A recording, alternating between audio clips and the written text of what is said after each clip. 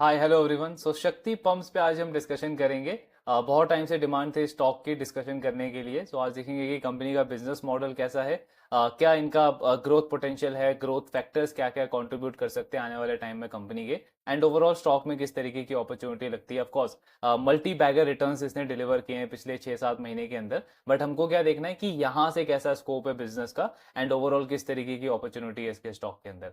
तो शक्ति पंप्स का अगर हम बिजनेस मॉडल देखें तो ये कंपनी बेसिकली आई थिंक 40-42 साल पुरानी कंपनी है। 1985 या 1982 में ये कंपनी स्टार्ट हुई थी एंड ये कंपनी पंप्स मैन्युफैक्चर करती है, pumps and Motors basically manufacture करती है। तो पिछला अगर आप इनका ट्रैक रिकॉर्ड देखोगे मतलब 15-20 साल का, तो मतलब बहुत नॉर्मल परफॉर्मेंस है इस कंपनी की।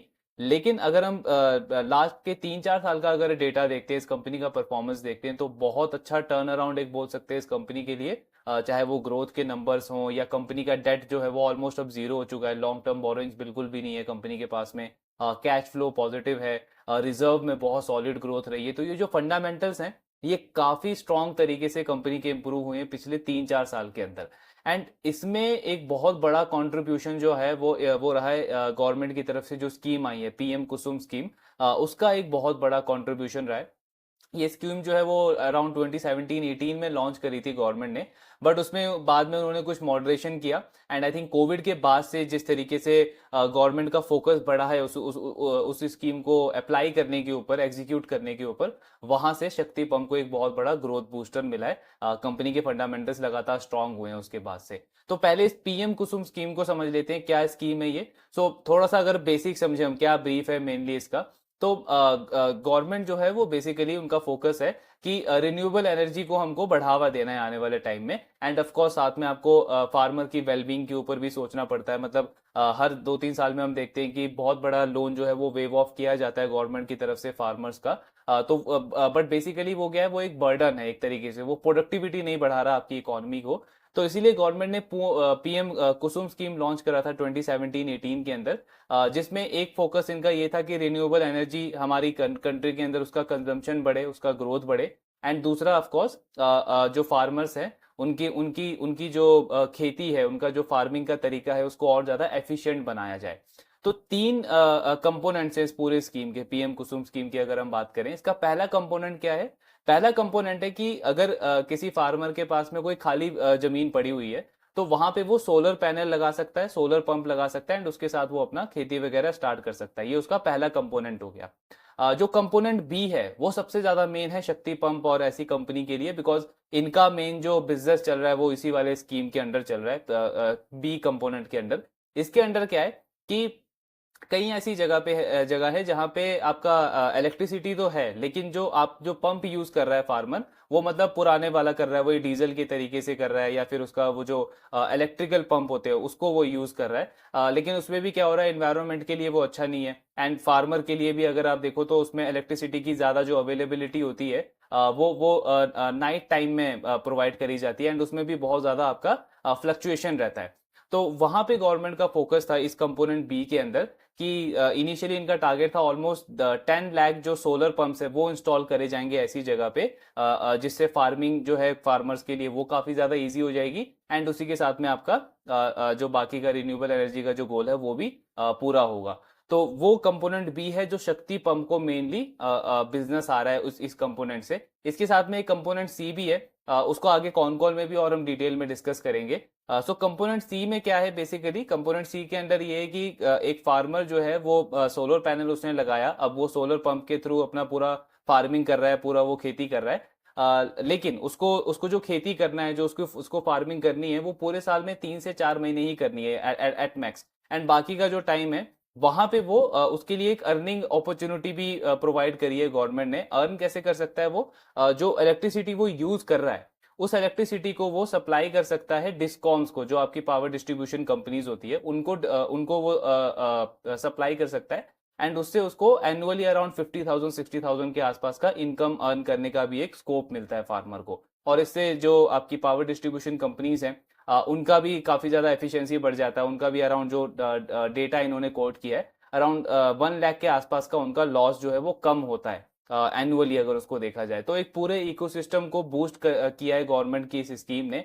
एंड उसी में शक्ति पंप के लिए एक बहुत बड़ा ग्रोथ ड्राइवर आया है पिछले 3-4 साल में। अगर हम देखें तो कंपनी की काफी अच्छी ग्रोथ रही है एंड उसमें ये स्कीम का एक मेजर रोल रहा है।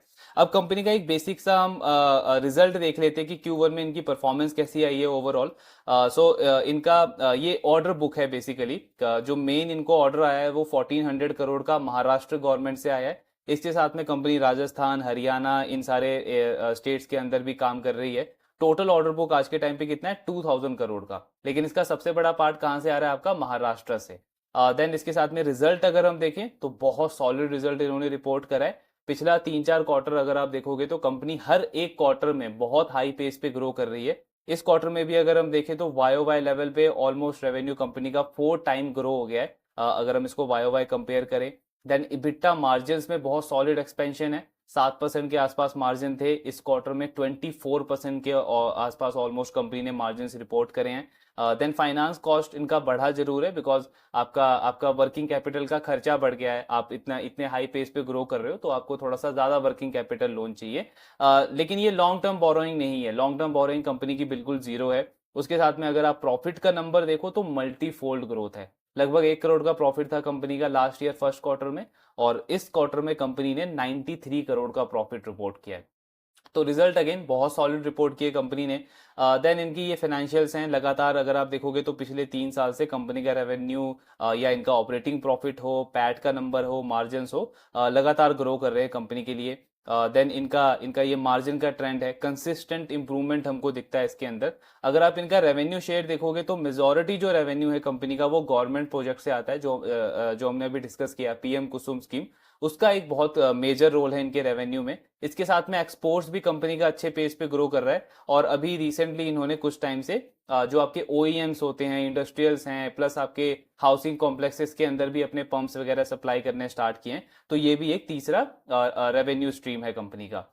अब ऑफ कोर्स अगर आपकी कंपनी कंसिस्टेंटली इतने इतने हाई पेस पे ग्रो करेगी, फंडामेंटल स्ट्रांग होंगे, तो उसका रिजल्ट हमको कहाँ पे दिखता है, आपके रिटर्न रेशियोज के अंदर। कंपनी का आरओई या आरओसी दोनों नंबर अगर आप देखोगे तो अभी बहुत ही अच्छे लेवल पे है। 24-25% के आसपास का कंपनी का आरओसी का नंबर है, एंड 19% का कंपनी का आरओई का नंबर है।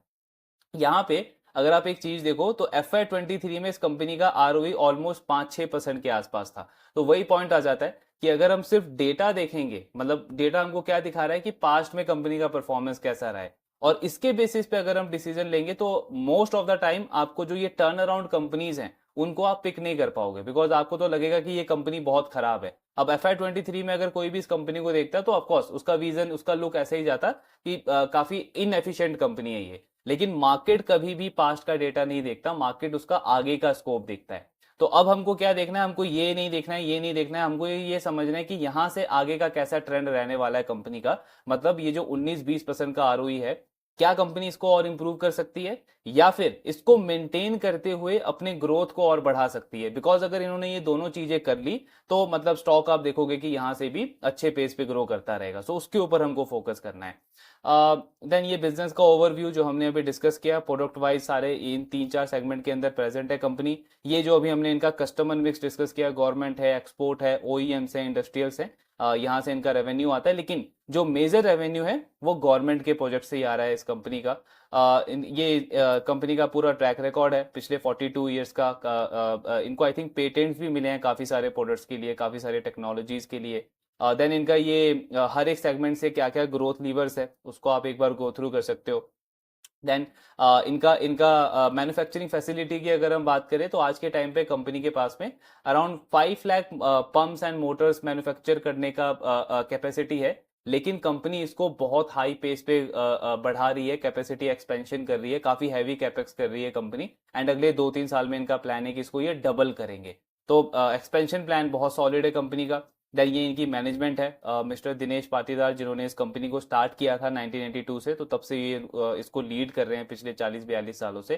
फिर सेगमेंटल हाईलाइट अगर आप देखोगे तो इस कंपनी का एक और एडवांटेज क्या है कि इनका मार्केट शेयर काफी स्ट्रांग है। ये जो पीएम कुसुम स्कीम है इसमें इस कंपनी का 25% का मार्केट शेयर है। अब एक एडवांटेज में भी इसका मतलब रीजन एक ये हो सकता है कि क्योंकि कंपनी 40-42 साल से इस सेक्टर के अंदर है, 40-42 साल से इस काम को कर रही है, तो डेफिनेटली जब एक इस तरीके का प्लेटफॉर्म मिला इनको पीएम कुसुम स्कीम का, तो वहां पे इनका एफिशिएंसी निकल के आई, काफी अच्छे से ये ऑर्डर्स को एग्जीक्यूट कर पा रहे हैं। And as a result government भी ज्यादा से ज्यादा टेंडर जो है वो इस कंपनी को दे रहा है, बिकॉज एक मार्केट लीडरशिप पोजीशन इन्होंने पिछले काफी टाइम से मेंटेन करके रखी है। लेकिन एक साथ में ड्रॉबैक भी है जो मोस्टली मुझे थोड़ा सा रेजिस्ट करता है ऐसी कंपनीज को ट्रैक करने से, कि अगर आप देखोगे तो गवर्नमेंट का टारगेट इनिशियली कितना था कि 2022 तक उनको अराउंड 20 लाख 27 लाख के आसपास टोटल पंप इंस्टॉल करने थे। बट अभी तक ये कितना हुआ है, 4 लाख भी नहीं हुआ है, 4 लाख से कम इंस्टॉल हुए हैं। एग्जीक्यूशन कितना है, 4 लाख से भी कम का है। अब गवर्नमेंट का टारगेट है कि 26-27 तक उनको आई थिंक 35 लाख के आसपास टोटल पंप इंस्टॉल करने हैं।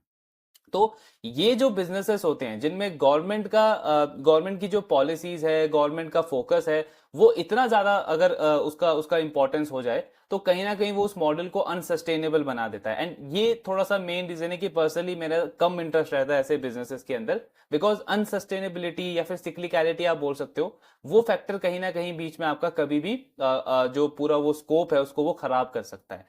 बट इसमें अच्छा पॉइंट क्या है कि ये कंपनी इसमें मार्केट लीडर है, तो गवर्नमेंट जब भी ज्यादा फोकस करेगा तो इस कंपनी को ज्यादा शेयर मिलने का चांस है। एंड ये एक इस कंपनी के पास में एक एडवांटेज भी है। फिर इनका ये रेवेन्यू का एक्सपोर्ट है, तो ऑलमोस्ट 100 से ज्यादा कंट्रीज में कंपनी एक्सपोर्ट करती है आज के टाइम में। ये सारे रीजंस है जहां पे वो एक्सपोर्ट करते हैं।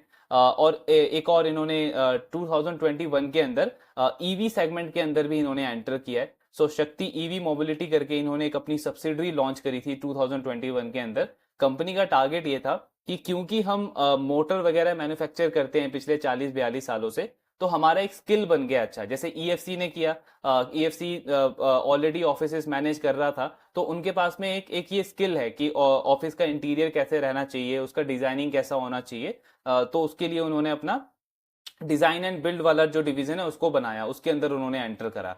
वैसे ही इस कंपनी ने, क्योंकि इनको ऐसा लगा कि मोटर मैन्युफैक्चरिंग में हमारी एक एक्सपर्टीज है और हमें अच्छी समझ है उस इंडस्ट्री की, तो इन्होंने ईवी मोबिलिटी करके ये कंपनी लॉन्च करी, जहां पे ये मोटर्स वगैरह सप्लाई करने का इनका प्लान है। 2 व्हीलर 3 व्हीलर, आपका इलेक्ट्रिक 4 व्हीलर, इलेक्ट्रिक बसेस, इन सारे एरियाज में। तो एक अच्छा ग्रोथ अपॉर्चुनिटी कंपनी को दिखता है इसके अंदर। अगले 2 साल के अंदर आई थिंक ये 250 करोड़ के आसपास का इन्वेस्टमेंट प्लान कर रहे हैं इस कंपनी के लिए।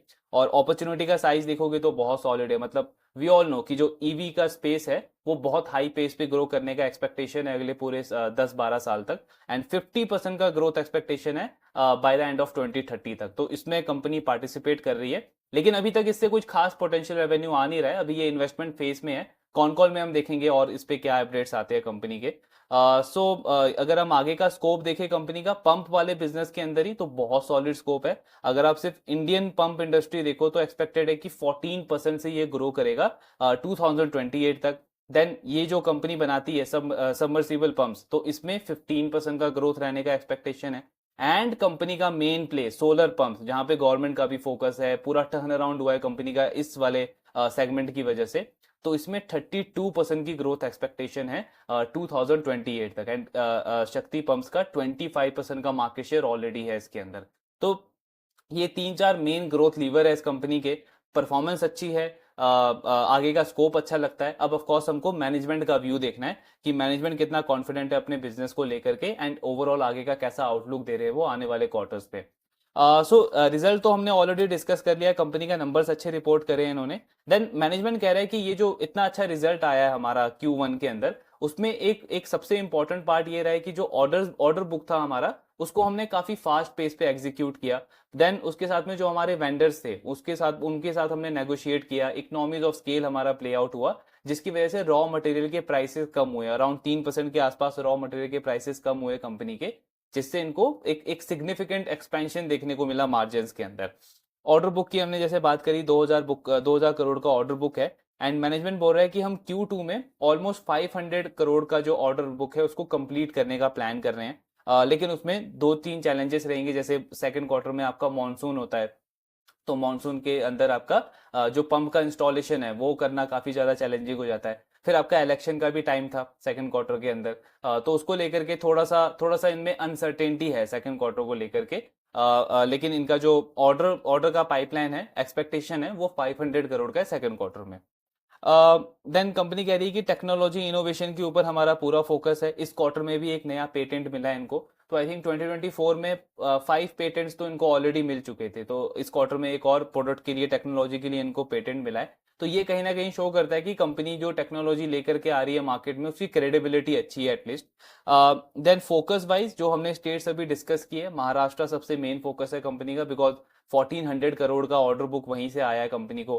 देन इसके साथ में राजस्थान, हरियाणा, उत्तर प्रदेश, ये 3-4 कंपनी के मेन फोकस एरियाज हैं। गाइडेंस की अगर आप बात करोगे तो मैनेजमेंट ने गाइडेंस काफी अच्छा दिया है। 30% का ग्रोथ ये कंपनी टारगेट कर रही है FY25 के अंदर।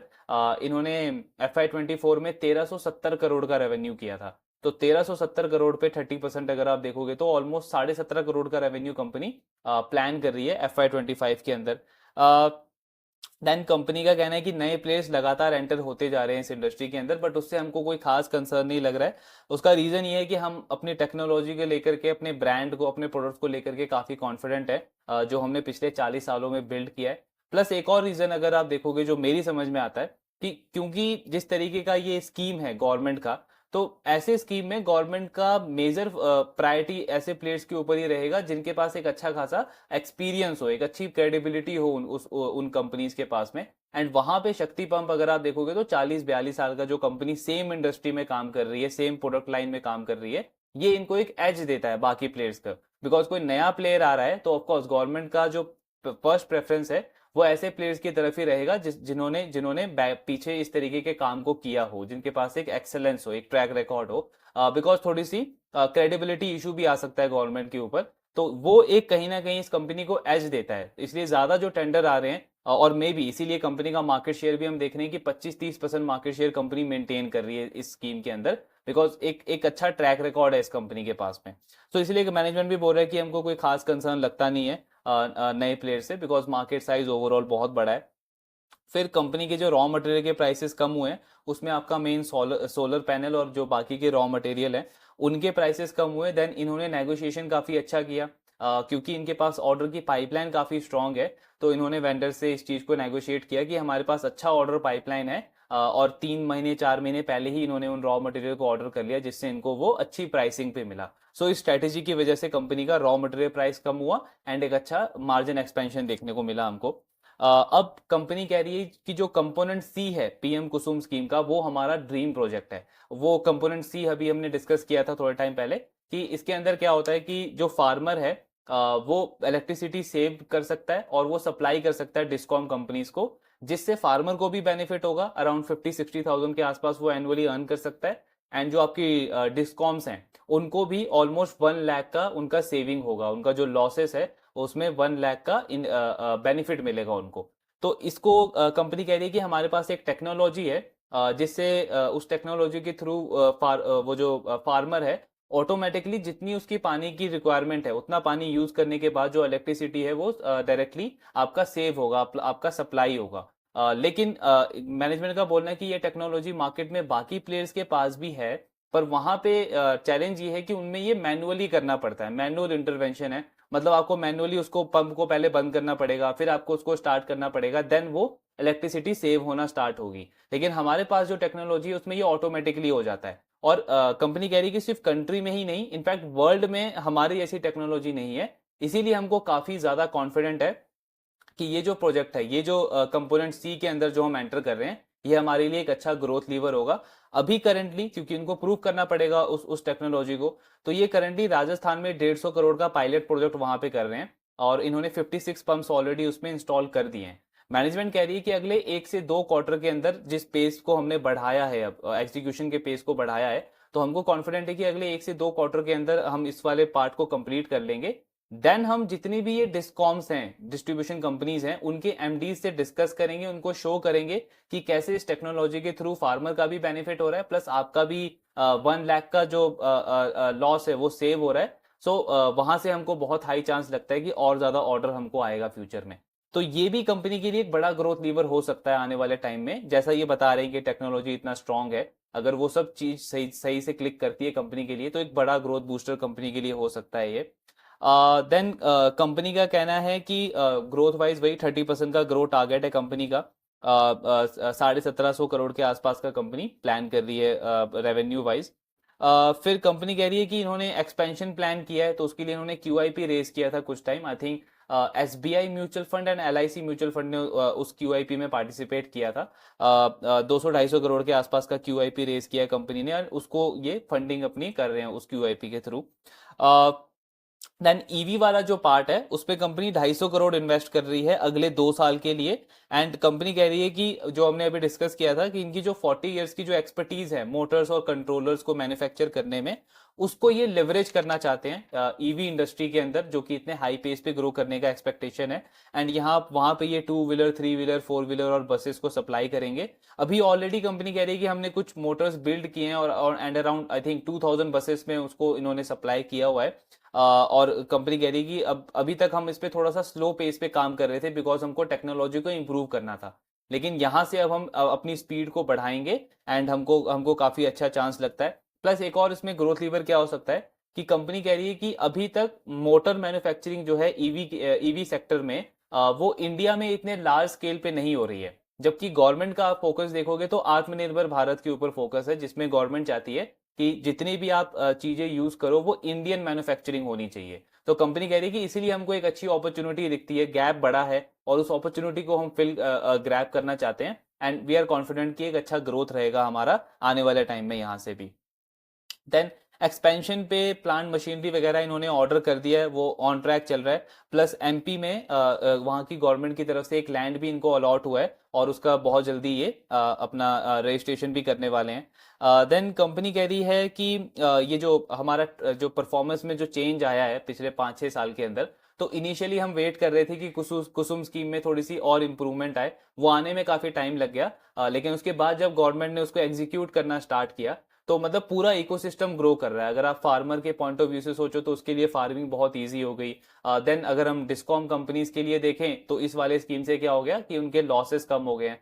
प्लस एक और बहुत इंपॉर्टेंट पार्ट है इस PM कुसुम स्कीम का जो आई थिंक हमने डिस्कस नहीं किया, ये जो पंप जो इंस्टॉल होंगे फार्मर्स के लैंड के ऊपर, इसका जो कॉस्ट है वो ऑलमोस्ट 2.5 लाख के आसपास पड़ता है। एंड इसमें गवर्नमेंट सब्सिडी प्रोवाइड करती है, मतलब सेंट्रल और स्टेट गवर्नमेंट मिलके अराउंड 40% से लेकर 60-80% के बीच में, मतलब हर एक स्टेट में वो डिपेंड करता है, कहीं पे 60 है, कहीं पे 40 है, कहीं पे 80 है, तो दोनों की तरफ से सब्सिडी प्रोवाइड करी जाती है। एंड फार्मर को खुद से अराउंड 20 से 30% के बीच में ही इन्वेस्ट करना पड़ता है, मतलब उसकी खुद की कॉस्ट जो है फार्मर की वो बहुत कम हो जाती है। प्लस उसके ऊपर भी उसको लोन मिल जाता है। मतलब हार्डली 5-10% उसको इनिशियली खुद इन्वेस्ट करना है, बाकी का उसको लोन मिल जाएगा, EMI के थ्रू वो पे कर सकता है। तो अफोर्डेबिलिटी बहुत ज्यादा इजी हो गई फार्मर के लिए। प्लस उसके साथ में उसका फार्मिंग का तरीका बहुत ज्यादा एफिशिएंट हो गया एंड साथ में डिस्ट्रीब्यूशन कंपनीज को भी बेनिफिट हो गया। तो एक पूरा इकोसिस्टम कंपनी कह रही है कि इससे इससे इससे पूरे इकोसिस्टम को बेनिफिट हुआ। एंड ये हमारे लिए एक बहुत बड़ा ग्रोथ बूस्टर रहा है पिछले कुछ सालों में, and we are very confident कि ये ट्रेंड आगे कंटिन्यू रहेगा। देन कंपनी कह रही है कि महाराष्ट्र से थोड़ी सी इनकी पेंडेंसी थी, मतलब वहां पे इन्होंने थोड़ा सा ग्रोथ को स्लो डाउन किया है, कुछ पेमेंट इनकी वहां पे ड्यू थी। अभी करंटली इनको 50-60 करोड़ वहां से रिसीव हुए हैं। एंड कंपनी का कहना है कि अब हम वहां पे वापस से सप्लाई स्टार्ट कर रहे हैं, लेकिन सपोज अगर कल को वहां पे वापस से थोड़ा सा डिले होता है पेमेंट में, तो हम दोबारा से सप्लाई को स्टॉप कर देंगे। तो इसका मतलब क्या हुआ कि कंपनी काफी मतलब सिचुएशन के अकॉर्डिंग एक्ट कर रही है, जो कि अच्छी चीज है। बिकॉज अननेसेसरी आप कहीं पे एक्सपैंड कर लो और बाद में आपको पेमेंट आने में टाइम लग जाए, तो वो थोड़ा सा बहुत बहुत ज्यादा हेक्टिक हो सकता है कंपनी के लिए। तो उसको अच्छे से मैनेज कर रहे हैं। 78% रेवेन्यू कंपनी का गवर्नमेंट से आ रहा है, गवर्नमेंट पे डिपेंडेंसी ज्यादा है ऑफकोर्स, ये स्कीम ही पूरा ग्रोथ को लेकर के चल रहा है कंपनी के लिए। गाइडेंस वाइज अगर हम देखें तो थोड़ा सा कंजर्वेटिव गाइडेंस लगता है कंपनी का, बिकॉज 1370 करोड़ का रेवेन्यू था इस कंपनी का लास्ट पूरे साल के अंदर। इस साल फर्स्ट क्वार्टर में 560 करोड़ से ज्यादा का रेवेन्यू कर दिया है। मतलब ऑलमोस्ट आप देखो तो 35% के लगभग इन्होंने Q1 में ही कर दिया है। फिर भी पूरे साल में कंपनी के क्या बोल रहा है कि 1750 करोड़ के आसपास ही हम रेवेन्यू करेंगे। तो काफी कंजर्वेटिव लगता है गाइडेंस, चांस बहुत हाई है कि इसको ये बड़े मार्जिन से ओवर अचीव कर सकते हैं। लेकिन मैनेजमेंट क्या बोल रहा है कि क्योंकि मॉनसून था सेकंड क्वार्टर में और आपके इलेक्शंस हैं महाराष्ट्र में, हरियाणा में अभी इलेक्शन चल रहा है, महाराष्ट्र में अभी नेक्स्ट मंथ होगा, तो इसको लेकर के थोड़ी सी अनसर्टेनिटी है। मैनेजमेंट कह रहा है कि अगर ये चीजें नहीं होती तो हम बहुत हाई रेट पे ग्रो करते हैं, लेकिन ये चीज है, फिर भी हम कॉन्फिडेंट है कि 30% तो हम कम से कम करेंगे।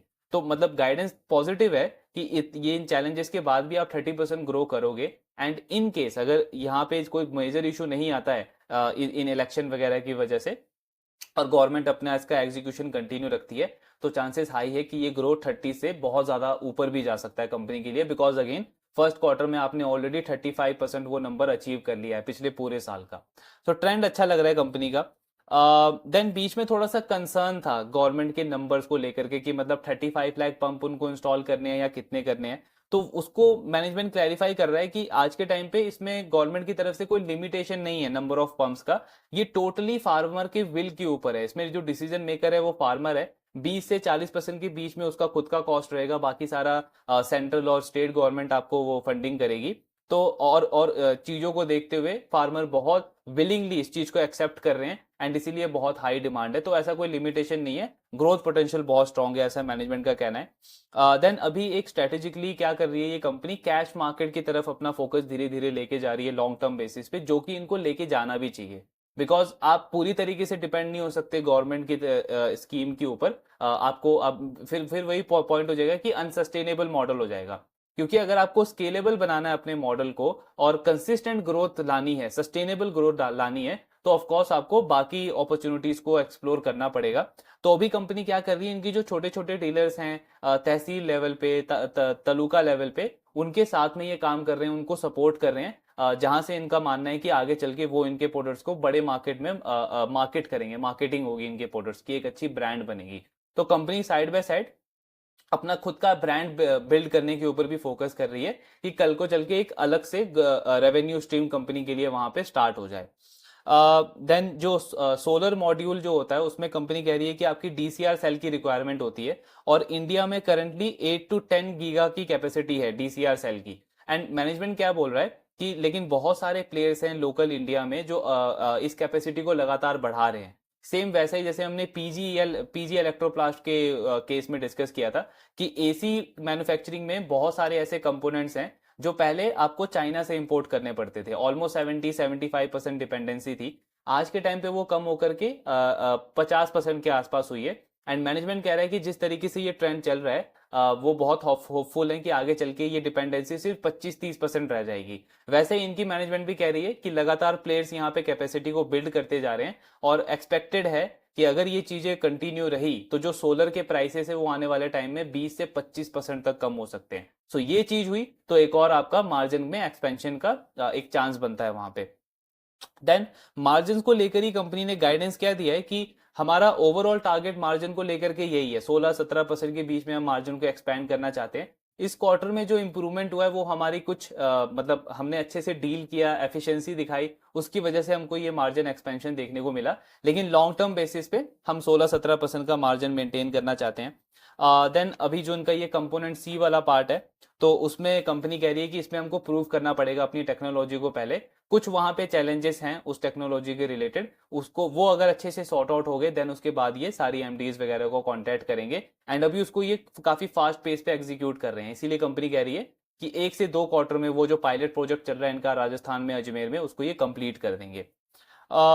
देन कंपनी कह रही है कि रिप्लेसमेंट वाला जो पार्ट होता है, मतलब पंप को आपको 10 साल, अलग अलग कैटेगरी के जो पंप होते हैं 15 साल, 10 साल, 20 साल में उनको रिप्लेस भी करना पड़ता है। तो उस मार्केट में भी शक्ति पंप अपने आप को स्टेब्लिश कर रहा है, एंड कंपनी कह रही है कि यहाँ पे भी एक अच्छा ग्रोथ लीवर होगा हमारे लिए ये। रेवेन्यू गाइडेंस इनका इस क्वार्टर में इन्होंने 500 करोड़ का दिया है, और मतलब थोड़ा सा लॉन्ग टर्म अगर आप देखोगे तो 3 से 4 साल में कंपनी 25 से 30% का ग्रोथ गाइडेंस दे रही है। इस साल का पूरे साल का ग्रोथ गाइडेंस है 30%, अगले 3 से 4 साल का ग्रोथ गाइडेंस है 25 से 30%। तो गाइडेंस तो बहुत सॉलिड है कंपनी का। देन इनका एक R&D डिपार्टमेंट भी है जो कि इनके मॉडल के लिए बहुत बहुत ज्यादा क्रिटिकल है। तो कंपनी कह रही है कि हमारा जो R&D डिपार्टमेंट है उसमें 8 PhD होल्डर्स हैं जो कि IIT Delhi, IIT Mumbai, India के पूरे IIT से हैं, और इन्होंने आपका पावर इलेक्ट्रॉनिक्स और मोटर्स में PhD करी हुई है। तो इनको हमने ऑन बोर्ड किया हुआ है। देन एक अभी रिटायर्ड IAS ऑफिसर हैं जिन्होंने गुजरात में एनर्जी डिपार्टमेंट में काफी सालों तक काम किया है, प्लस पीएम मोदी के साथ में भी उन्होंने काफी सालों तक काम किया है। सो उनको हमने एज एन इंडिपेंडेंट डायरेक्टर अपने बोर्ड में ऑन बोर्ड किया है। तो ये सारे बड़े बड़े लोगों को हम क्यों ऑन बोर्ड कर रहे हैं, बिकॉज हमारा बहुत क्लियर फोकस है हमारे R&D डिपार्टमेंट के ऊपर, क्योंकि हमारी R&D टीम जो है वो हमें गाइड करेगी कि बिजनेस को किस प्रोडक्ट के ऊपर, किस टेक्नोलॉजी के ऊपर आगे हमको फोकस करना है, एंड हमको हर एक कैटेगरी के अंदर आगे वहां पे एक अच्छा मार्केट बिल्ड करना है। देन कैपेसिटी डबल करने का टारगेट है इनका by the end of FY 27। तो अभी करंटली इनका 5 लाख मोटर और पंप ये प्रोड्यूस कर सकते हैं, उतनी कैपेसिटी है। इसको FY 27 तक कंपनी बिल्कुल डबल करने को देख रही है, मतलब बहुत हैवी कैपेसिटी एक्सपेंशन कंपनी कर रही है, काफी एग्रेसिव कैपेसिटी एक्सपेंशन कर रही है। ये एक तरीके से आपको दिखाता है कि मैनेजमेंट किस लेवल का डिमांड एक्सपेक्ट कर रहा है आने वाले 3-4 सालों के अंदर। देन इस स्कीम की बात करें तो अगेन वही मतलब ये जो कंपोनेंट बी है इस कुसुम स्कीम का, इसके अंडर क्या था कि अगर गवर्नमेंट वहां पे इलेक्ट्रिसिटी प्रोवाइड करती पहले तो उसी में सिर्फ 2 लाख का खर्चा हो जाता गवर्नमेंट को, लेकिन क्योंकि वो सोलर पंप वहां पे प्रोवाइड कर रहे हैं तो उसमें 2.5 लाख का कॉस्ट बच रहा है, प्लस आपका रिन्यूएबल एनर्जी वाला टारगेट भी पूरा हो रहा है। तो ये स्कीम काफी तरीके से मल्टीपल टारगेट्स को पूरा करती है गवर्नमेंट को, एंड प्लस साथ में जो पूरा इकोसिस्टम है उसको एक अच्छा बेनिफिट देती है। देन कंपनी कह रही है कि हमारे जो पंप्स हैं वो डिजिटली भी ऑपरेट किए जा सकते हैं, मोबाइल के थ्रू भी ऑपरेट किए किए जा सकते हैं, एप्स वगैरह इन्होंने उसके लिए बनाए हैं। बांग्लादेश में भी इनका फोकस है आज के टाइम पे। मैनेजमेंट कह रही है कि यूनिसेफ ने और वर्ल्ड बैंक ने वहां पे कुछ प्रोजेक्ट्स को फंड किया है, एंड उनकी जो टर्म कंडीशन है वो हमको अलाउ करती है वहां पे सर्विस ऑफर करने के लिए। सो कंपनी कह रही है कि प्लस इसके साथ में जो बांग्लादेश की गवर्नमेंट है वो भी कुछ इसी तरीके की स्कीम रन कर रही है, फ्री पंप्स प्रोवाइड कर रही है वहां के फार्मर्स को, जैसे इंडिया में हो रहा है। तो वहां पे भी एक अच्छा हमको ग्रोथ अपॉर्चुनिटी लग रहा है। लेकिन ये Q1 का स्टेटमेंट था इनका, अब पिछले 3-4 महीने में चीजें वहां पे काफी चेंज हुई है बांग्लादेश में। तो ये हमको देखना पड़ेगा कि सेकंड क्वार्टर में मैनेजमेंट इसके ऊपर क्या बोलता है। लेकिन स्टिल अगर आप इसको एक्सक्लूड कर दो तो भी इंडिया बहुत बड़ा मार्केट है अभी इस कंपनी के लिए, बहुत बहुत स्ट्रॉन्ग ग्रोथ पोटेंशियल है इस कंपनी के पास में। एंड इन्होंने डेटा भी दिया है कि इंडिया में अराउंड 8 से 9 करोड़ पंप्स की रिक्वायरमेंट है, और हमारी कैपेसिटी अभी हम कितना भी बढ़ा लें लेकिन उस डिमांड को हम सब फुलफिल नहीं कर सकते अकेले। सो और भी प्लेयर्स अगर आएंगे तो एक्चुअली इंडस्ट्री के लिए और अच्छा है ये। देन ईवी वाले पार्ट पे कंपनी कह रही है कि इसका इसका जो फर्स्ट फेज है वो स्टार्ट हो जाएगा सितंबर में, इनका प्लान था उसका इसको इनॉग्रेट करने का। तो अभी हम सेकंड क्वार्टर में देखेंगे कि मैनेजमेंट उस पर क्या आउटलुक देता है। मार्जिन पे कंपनी कह रही है कि ईवी वाले पार्ट में हमारे मार्जिन अच्छे होने चाहिए, हमारे पास एक प्राइसिंग पावर होनी चाहिए। इसका इसका चांस 99% है। सिर्फ एक छोटा सा कंसर्न है कि कंपनी कह रही है कि जो हमारे कॉम्पिटिटर्स होंगे जो चाइना से इंपोर्ट करेंगे वो किस तरीके से प्राइसिंग करते हैं और कुछ कैसा वहां पे इन्वायरमेंट बैठता है, तो वो हमारे मार्जिन को थोड़ा स्ट्रेच कर सकता है, एक छोटा सा रिस्क वो है। अदरवाइज हम कॉन्फिडेंट है, 99% चांस ये है कि वहां पे हमारे पास प्राइसिंग पावर रहेगी और हमारे मार्जिन उस बिजनेस में बेटर रहेंगे। लास्टली 2000 करोड़ का ऑर्डर बुक है। कंपनी कह रही है कि अगले 12 से 15 महीने के लिए ये ऑर्डर बुक सफिशियंट है, हमारे रेवेन्यू की विजिबिलिटी काफी स्ट्रांग लगती है। प्लस इसके साथ में और ऑर्डर्स कंपनी कह रही है कि पाइपलाइन है जो कि आने वाले क्वार्टर्स में हमको और मिलेंगे। तो ये पूरा कॉन कॉल बिजनेस एनालिसिस था शक्ति पंप का। मतलब परफॉर्मेंस तो लगातार अच्छी कर ही रही है कंपनी, आगे की रेवेन्यू विजिबिलिटी भी अच्छी लगती है, गाइडेंस काफी स्ट्रांग दिया है कंपनी ने। प्लस स्टॉक अगर आप देखोगे तो अपॉर्चुनिटी वाइज बहुत लुक्रेटिव लेवल पे लगता है। मतलब यस, लास्ट 6 मंथ 9 मंथ्स में मल्टीबैगर हुआ है ये, लेकिन यहां से भी अगर आप देखोगे तो हार्डली 30-35 का इसका फॉरवर्ड पी निकल करके आता है, अगर हम कंजर्वेटिव भी गाइडेंस भी लेते हैं कंपनी का। तो इस तरीके का एग्जीक्यूशन रहा तो मतलब यहां से भी बहुत स्ट्रॉन्ग अपसाइड लगता है इसके स्टॉक का। लेकिन एक छोटा सा उसमें कंसर्न क्या लगता है कि सेकंड क्वार्टर में कंपनी की कैसी परफॉर्मेंस आती है, बिकॉज इस पूरे कॉन कॉल में मैनेजमेंट थोड़ा सा अनसर्टेन लगा है सेकंड क्वार्टर की सिचुएशन को लेकर के। एंड उसके पीछे लॉजिक भी है, आपका मॉनसून है, फिर आपका इलेक्शन का टाइम है, इलेक्शन अभी महाराष्ट्र में भी होने हैं जहां पे कंपनी को सबसे बड़ा ऑर्डर मिला है 1400 करोड़ का। तो वो कुछ छोटे छोटे कंसर्न है। सेकंड क्वार्टर में एक बार अगर इनका रिजल्ट आ जाता है और दिखता है कि ये ऑन ट्रैक है, मतलब अच्छा परफॉर्मेंस है और मैनेजमेंट बिल्कुल बुलिश है, तब तो मतलब बहुत बहुत स्ट्रॉन्ग अपॉर्चुनिटी है, बहुत स्ट्रॉन्ग अपसाइड लग रहा है स्टॉक का करंट लेवल से भी। सो एक बार सेकंड क्वार्टर का वेट कर लेंगे, देखेंगे कैसा परफॉर्मेंस आता है, देन ऑफ कोर्स थोड़ा सा कन्विक्शन और बिल्ड होगा इस कंपनी के ऊपर। बाकी ऑफ कोर्स जिस तरीके से चल रहा है रीरेटिंग की अपॉर्चुनिटी तो लगती है इसके स्टॉक के अंदर। पर्सनली एक छोटा सा अगर मैं अपना व्यू पॉइंट शेयर करूं तो ऐसे जो बिजनेसेस होते हैं, मतलब मेरा पर्सनली प्रेफरेंस ये रहता है कि ऐसे बिजनेसेस को मैं अपने पोर्टफोलियो में एटलीस्ट टॉप होल्डिंग में तो कभी भी नहीं रखूंगा, बिकॉज वही पॉइंट है कि मतलब थोड़ा सा अनसस्टेनेबिलिटी है, सिक्लिकलिटी का फैक्टर है, बिकॉज आपको नहीं पता कि गवर्नमेंट का कब कहाँ पे फोकस चेंज हो जाए। जैसे अभी हमने ये देखा कि 17-18 से ये डिस्कशन चल रहा था और मतलब 20-30 लाख पंप का उनका टारगेट था, लेकिन अभी तक एग्जीक्यूट कितना किया है, 4 लाख से भी कम का एग्जीक्यूशन हुआ है। तो ये सारी प्रॉब्लम्स, ये सारे कंसर्न्स रहते हैं ऐसे बिजनेसेस में जहां पे गवर्नमेंट की पॉलिसी बहुत ज्यादा डिपेंड करती है। वो हमको देखना होगा कि आगे चीजें कैसे प्ले आउट होती है। लेकिन ऑफ कोर्स ये एक सिक्लिकल बेट है, एक टर्न अराउंड बेट है, मतलब फटाफट से एक री रेटिंग अपॉर्चुनिटी प्ले आउट कर सकते हैं ऐसे स्टॉक्स के अंदर। तो ट्रैकिंग तो बनती है, एग्जीक्यूशन देखेंगे सेकंड क्वार्टर में कैसा रहता है, अच्छा रहा तो कन्विक्शन और बढ़ेगा। बाकी आपके जो भी डाउट्स हैं please do let me know in the comment box. Thank you very much.